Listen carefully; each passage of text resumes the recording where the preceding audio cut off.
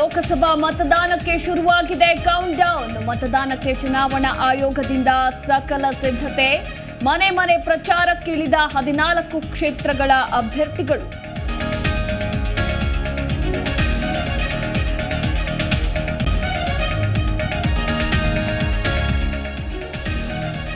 ನಾಡಿದ್ದು 14 ಕ್ಷೇತ್ರಗಳ ಮತದಾನಕ್ಕೆ ಕೌಂಟ್ ಡೌನ್. ಇವತ್ತಿನಿಂದ 3 ದಿನ ನಿಷೇಧಾಜ್ಞೆ ಜಾರಿ. ಹೆಚ್ಚಿನ ಭದ್ರತೆ. ಸೂಕ್ಷ್ಮ ಅತಿ ಸೂಕ್ಷ್ಮ ಪ್ರದೇಶಗಳಲ್ಲಿ ಹೈ ಅಲರ್ಟ್.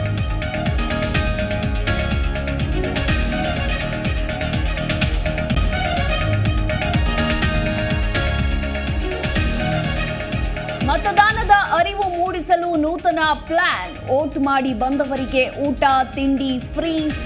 ನಿಸರ್ಗ ಹೋಟೆಲ್ ಮಾಲೀಕರಿಂದ ವಿನೂತನ ಪ್ಲಾನ್.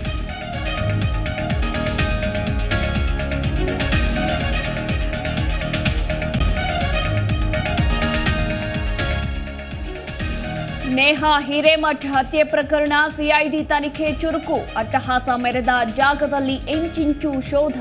ಮಹಜರು ಬಳಿಕ ಫಯಾಜ್ ಗೌಪ್ಯ ಸ್ಥಳಕ್ಕೆ ಶಿಫ್ಟ್.